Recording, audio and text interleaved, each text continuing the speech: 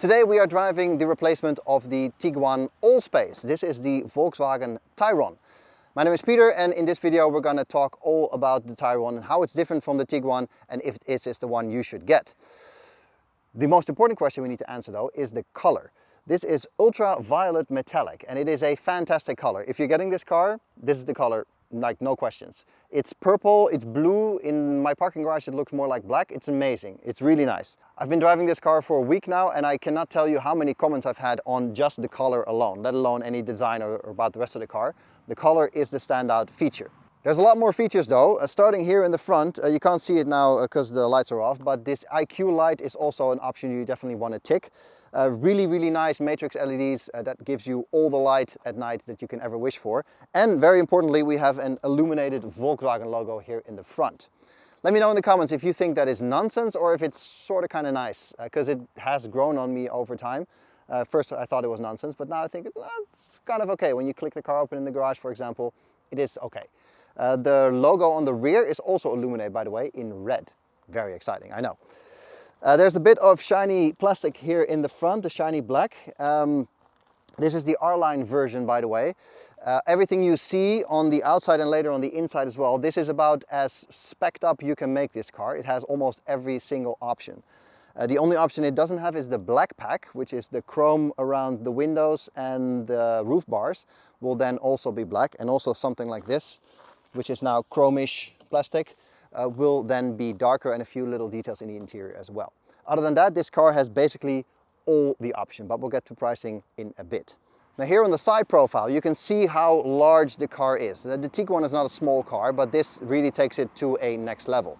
Available as a 7-seater as well. We have the 5-seater version with us today because it is a plug-in hybrid. It is a large vehicle, but not unmanageably large. It's just under 4.80 meters long, so that's not too crazy. 1.90 meters wide, so again, very manageable still for what you get on the inside. We've driven cars of 5 meters plus, and it's still all technically possible, but at that length it becomes cumbersome to handle. And this is a large vehicle, don't get me wrong, but it is still quite manageable in underground parking garages or at the supermarket or something.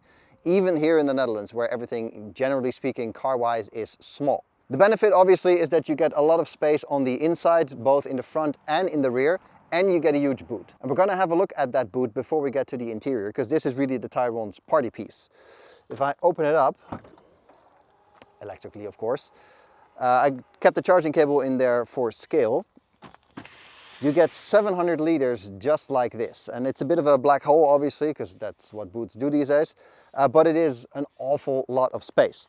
There's even more space underneath here for your charging cables and some other things, and you can fit the parcel shelf in the back completely, so you don't have to leave that at home in your garage. So that is a fantastic boot that also gives you all the basics that you want from a boot. Basic big square opening, no load lip, 12-volt socket, operating the seats from back here as well, so it's really everything you want. When you put those seats flat, you get almost 2,000 liters of space, so then it's 3 washing machines, your Christmas tree, your uncle, your brother, everything can fit in there, no issues whatsoever. So if you are somebody that has 3 kids and needs to go on ski holiday with everybody's gear inside, no issues, no problem. If you are somebody that does a lot of DIY and needs to go to the tip every once in a while, this is the car for you. And like I mentioned, you can't see it again now because the lights are off, but you have the IQ light in 3D effect here. You have the light bar and you have the illuminated logo here in red. Obviously, there is a whole slew of engines available for this Volkswagen Tayron. Here in the Netherlands, only hybrids available though, thanks to our tax system. We have the plug-in hybrid, so you can actually plug it in right here. You can charge with 40 kilowatts maximum, and you can have an electric range of between 100 and 120 kilometers, depending on your driving style, of course.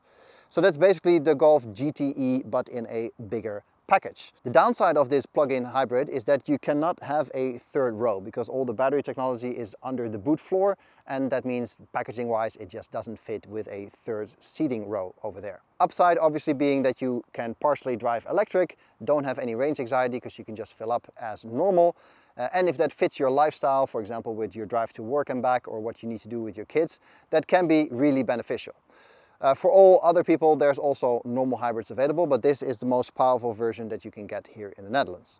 There are some big diesels with four-wheel drive available abroad. Same thing for the big petrol engine, but unfortunately we don't get that at all. As you're used to, we do a full cockpit tour, and I have to say from the get-go, if you put me in this car blindfolded and told me it was a Tiguan, I would probably believe you. It is basically exactly the same. But that's not to say it's not nice in here, because it is a very nice cabin. Do bear in mind though, like I said on the outside, that this is the fully spec'd up version, so not everything you see here is available in all trim models. This is basically has every toy that you can imagine. Well, if you follow this channel regularly, you know that there's two things I constantly complain about. First of all is the piano black, and that has basically been reduced to a bare minimum here. There's only a little bit here on the center console and a little bit over here on the doors and the dash over there. Where this is not really piano black, it's more something like a panel that has the ambient lighting behind it. And the other thing I constantly complain about is buttons. Volkswagen in the past had some horrible capacitive swipey stuff on the steering wheel. That's all gone. This is real physical things you can press. Excellent. Very much to my liking. The only thing that's left from that capacitive nonsense is the temperature control and the volume control buttons here on the central infotainment screen, but I think that's only because that comes as a unit and it is hard to put buttons in something that is a whole, so to speak. So, you know, I can forgive that, even though it's still annoying, but okay, it works. If we do our normal cockpit tour, and starting here on the left, we have the classic Volkswagen Group window and mirror control. Awesome. Don't think about this, never touch this again. This is how you want it. All other car makers can just pay attention, do this. This is perfect. Then we have some buttons for your fuel filler cap and your boot down here, and the locking buttons. And as a nice touch, we have some felt in the door bins, so nothing is rattling there. Excellent, very good. Cues taken from Skoda, I'm sure. A little flatness here on the bottom, which is fine, makes it easy to get in, and we have the R logo for this version. And those real button clusters. It's such a joy to use. You can use it almost without looking at it. Touch only, it's fantastic. On the left we have your cruise control settings and so on, and your volume rocker. On the right side we have your system buttons, your screen operations, and the skip buttons. And again, this is just how you want it to be. It's easy to use, it's overseeable, it's comprehensible, it's fantastic, just great. The stalks behind the steering wheel, the left one is a bit busy because it has your wiper settings, your indicators and your lights, so that's a bit much. But that's doable, sort of. It all works pretty intuitively, especially if you've driven Volkswagen products before. And on the right you have the now familiar drive selector from all the Volkswagen ID models, but also from the Skoda models. This is the modern Volkswagen way, so that works just fine. Through the steering wheel I have my driver's display, which is excellent, nice and crisp. A lot of information on there if you want to. You can obviously switch through a few different modes with your map, with your cruise control settings and so on. But you can find a good balance there between what you want to see, especially because this one also has the head-up display, so you can mix and match what you want to see where. Very nice, and once you have it set up exactly the way you want, you got to spend a few hours doing that, then it works great. The central screen also works fine, I suppose. I don't know which version of the Volkswagen software we are on at the moment, but the days that this was all horrible and clunky are long gone. It now basically offers everything you want from a modern infotainment system. It's not the absolute fastest thing in the world. I think the Chinese systems sometimes are a bit faster, but yeah, you can see how easy you go through things, your app drawers and so on. It's all very nice. Above here you have a set of tiles that you can adjust for things like your driving modes, your assistant settings, your navigation shortcut, music shortcut and so on. It's everything you want from an infotainment system, really. Now we can always debate if the Mercedes system is better, or the Tesla system, or the Chinese system, or the Volkswagen system. I think it's a lot of personal preference there. As long as it presents the information fast, it operates quickly, it doesn't lag, I think it's just fine in most modern cars, to be honest. You can still prefer one over the other, of course, but this basically does everything you want it to be. Underneath the screen, we have those capacitive buttons that I mentioned as sort of a last hooray for capacitiveness, but we can forgive it that, because underneath that we have manual controls for the ventilation. Just like the window controls, all other car makers, you can just look at this and copy this. This is the way it needs to be. No swiping, no touching, no screen menu nonsense, just a little slider thingy So you don't need motors behind it, you don't need adjustments behind it. This is just the way you want it to be. It goes for all ventilation adjustments actually, and also for the ones here in the rear. So that is excellent. Well done, Volkswagen. Then we have the Volkswagen double stacking solution. So you have a shelf here that you can flip up to reveal the wireless chargers and the USB chargers. You can see my phone is here. The only downside is that this needs to flip up all the way and has some sort of ridge here. So if you have something like your keys, for example, that you put there and you try to open it, then it's gonna get squeezed there. So that is something to take into consideration. Then we have that piano black outline here for the center console. Not ideal, it shouldn't be there in the first place, but okay. You got your park button, your engine start stop button, and a flexible physical button for the volume that you can press, and then it goes to your driving modes. So that's actually quite nice, copied from Skoda, of course, within the group. They have 3 buttons even in the Superb, for example, that you can adjust accordingly. And it's a nice and elegant solution to have a physical button with the digital add-on of making it multifunctional. So that's also great, and I think we'll see this in more and more Volkswagen products, also maybe in multiple ways like they do with Skoda. So that is the cockpit. In this version also with a panoramic roof, which is necessary for all the blackness in here. I think that really helps. And it does also have a cover that you can adjust automatically for when it gets too sunny and roasty. And of course the Harman Kardon sound system in this version for your bouncing beats. Really nice, can get nice and loud and still be very clear. I can show you the adjustments that you can actually make with the sound system. If we go here, we can go into the Harman Kardon settings of pure, relax, speech and vibrant. If that is not enough for you, you can also adjust the equalizer yourself. You can adjust the focus, the sound focus and the surround sound to your liking, and of course the volume per media, so your navigation, or if it dims when you're parking, or adjusts to your speed and so on. So plenty to adjust there, and probably not full audiophile level, but more than enough for your normal car journey. And car journey is what this cabin really screams. It's comfortable. I'm in these ergo active comfort seats with heating and cooling and everything you want. Really comfortable. I can fit in them nicely, and there's just a lot of space in the cabin that feels very airy. So that's also a pleasant place to be. So especially for longer distance cruising, which is of course is a perfect vehicle for, it is just all nice. Good view out to, big side mirrors, good rear view visibility through the car. So overall, yeah, very nice and not really that much to complain about. You can, have some opinions about this shelving thing and the last bits of piano black, of course, but all around, pretty good. Starting our driving part of the review here in a residential neighborhood, and that is obviously the strength of this plug-in hybrid platform right away, is that you can do this all electric, emission-free, silent, just the way you want it, but without the penalty of not being able to drive to Switzerland on occasion without charging, because you still have your combustion engine with a fuel tank. And that is actually the best of both worlds for most people. And I have to say the appeal is very real, because this kind of driving with 100 to 120 kilometers of electric range alone is fantastic. That is your daily commute to work, that's your taking your kids to school, taking your kids to sports and so on, without having to do any kind of real charging infrastructure at home, because you can charge this with a normal wall plug and you still have a full battery overnight. So that is really appealing and quite nice.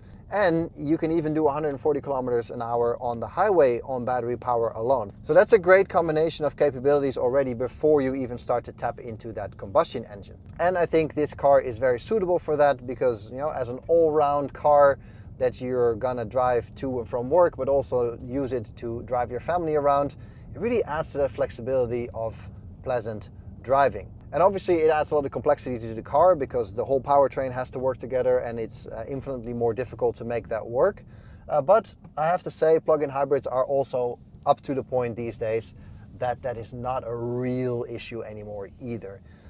You still notice it if you really pay attention, but the combination of combustion and electric power together works very well, especially in this Tayron.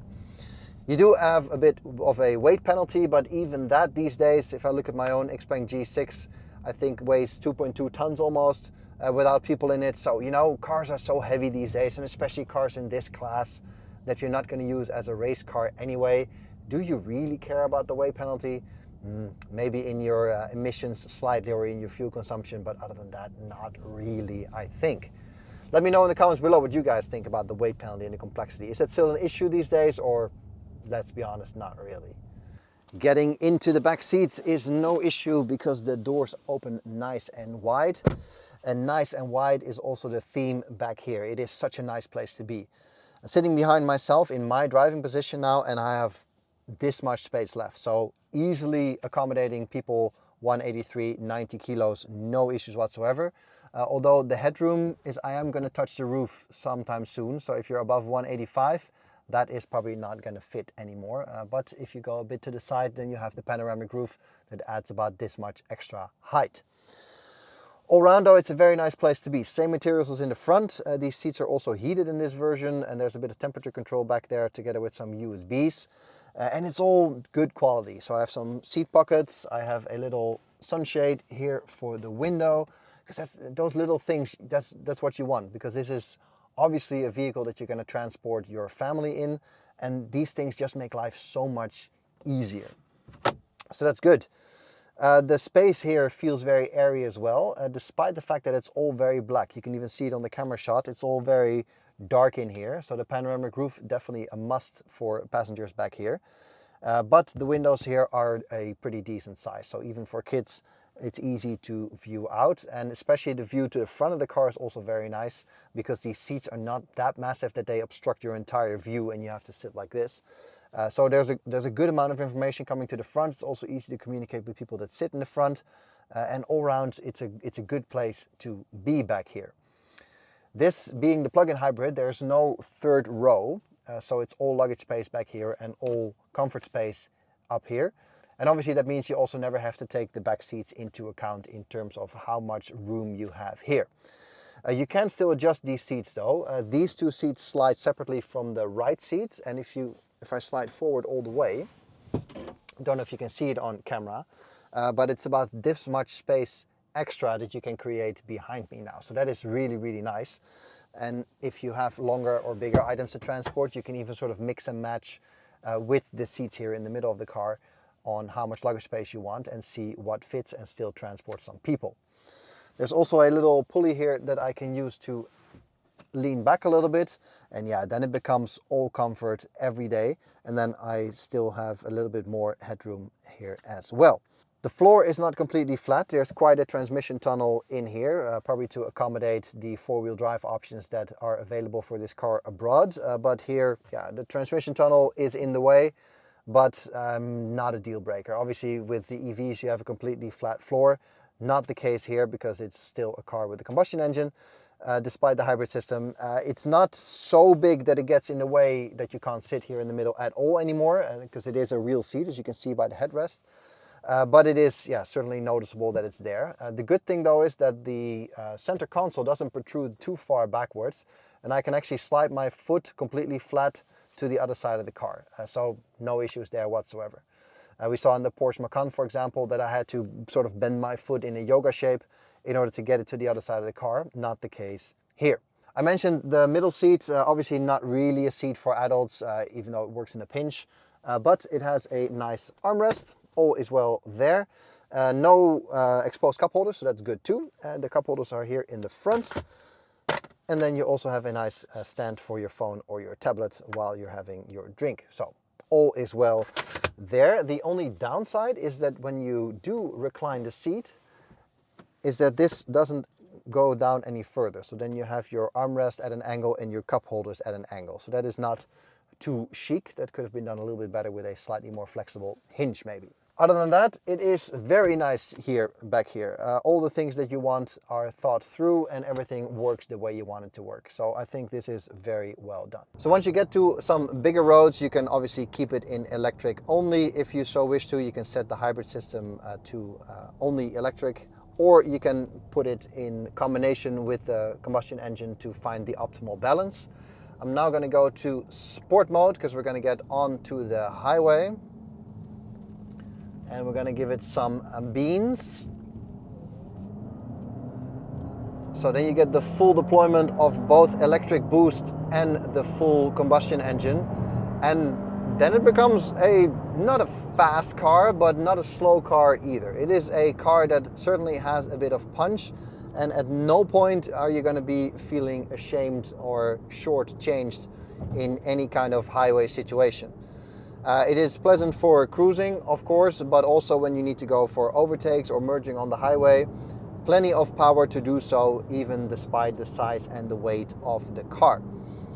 Now, by no means this is going to be a car that you're going to take to Germany to bully some Porsches. It's not fast enough for that. And to be honest, you're also not going to be winning any traffic light sprints, because every EV has more electric power and more electric go than this. So, you're going to lose to those as well. But as an all-round package, it's plenty fast enough. It has plenty enough horsepower for the size of the vehicle. So that's actually quite nice, because often you see cars that are, underpowered, to be frank, with 100-something horsepower, and you're like, it's just not enough for the vehicle.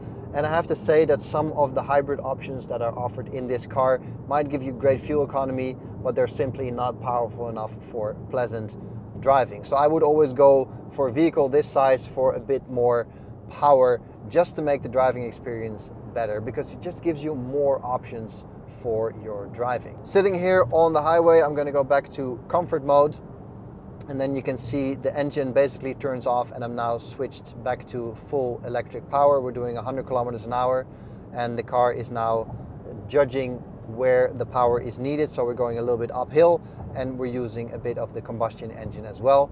But there's still more than 70% of battery power left, so I can also go for the full EV mode if I so want to. So it's nice that you can actually mix and match your driving experience that way. Together with I'm going to go to the individual mode now to show you the DCC, which is the dynamic chassis control, that you can go from super comfort all the way to super sporty, and that firms up the whole suspension and the whole damping system to give you a bit of a firmer ride, but also a bit more control of the vehicle, if you want to call it that way. It really does make a difference in how compliant the suspension is over bumps and so on. Personally, I have this car for a week now, and I haven't put it in sport mode at all, because why would I? It's not a vehicle that you're going to use to attack any kind of roads or anything. And if you put it in the comfort settings, it doesn't really matter in the end if you put it full comfort or 1 or 2 above. It's just nice and soft and pleasant, even on our smooth Dutch highways. Just very relaxed, makes the car very supple to drive, which is, I think, all you want from a vehicle this size. Maybe in the sort of big diesel or big petrol 4-wheel drive versions, you want to play with it a bit more, and you have a bit more options to really drive this car. But let's be honest, you're going to do this doing 80, 90, 100 and a bit on the highway, and it's all about comfort with your family in the back, using the range of both the petrol and the battery power, and just enjoying the drive. And I think that makes much more sense for this particular vehicle. As far as that goes, it's pleasant in here. There's almost no wind noise. Very well done from Volkswagen here. Nothing from the mirrors or anything like we had in the Polestar recently. That was like audibly noisy in here, thanks to that. Here, no issues whatsoever. It's calm, it's smooth. It's a pleasant overview of the road. I mean, you sit a bit higher up. It's a strong case for this kind of vehicle over, for example, a Passat where you sit lower to the ground. Either way, it has to be your personal preference, but I can really see that you want the higher seating position, the easier access to the car, and the space inside in this Tayron. That's a good point to make. The Tayron starts at 54,000. The Skoda Kodiaq starts at 44,000. So that is a significant chunk of money less for virtually the same platform car. This one in plug-in hybrid form, you don't get the third row. So unless you really need that extra boot space, I would always go for the cheaper Tiguan. If you do need the third row, then of course you can't have the plug-in, you gotta have the regular hybrid. So you gotta, mix and match there in terms of trim level and power levels. But 10,000 euro difference with the Kodiaq is a chunk of change worth considering at this price point. This one with all the toys, bells and whistles is 70,000 euro. Nearest makes no difference. So that is a lot of money. And for 70,000 euro, you can also buy a lot of other cars and a lot of other vehicles. So it's certainly worth shopping around at that price point. That said, as a package as a whole, as it sits here, it's a great car. I like it. The size is manageable, yet very roomy and very voluminous on the inside. So that's the perfect sweet spot, I think. And if you don't want to go full EV, where you then have to look at the ID.4 within Volkswagen, the Skoda Enyaq within the Skoda lineup, I think if you want to go hybrid and you need the space, then this is a fantastic vehicle. The only point of criticism I have is the brakes. Coming off the highway now is a good point to note that. The feedback from the pedal is not as solid as I would like it to be. There's a lot of times where I have to brake a lot harder than I think I have to based on the feedback I get from the pedal. So that brake feel could be a bit more precise, I think. But that could have something to do with the fact that obviously there is a good deal of regen braking available and that transition is not fully sharp. Other than that, I think it's a great car. Let me know in the comments below what you're gonna pick. Is it this one? Is it the Tiguan regular version? Is it the Skoda alternative, or maybe something from Seat? I'm curious to know what you guys think in terms of price versus practicality and brand that you get with those. For now, thank you very much for watching. That's all I got for this video. I hope you like it. Give it a thumbs up if that's the case. And a sub for the channel obviously is always appreciated as well. Till then, I'll catch you guys in the next one. Cheers.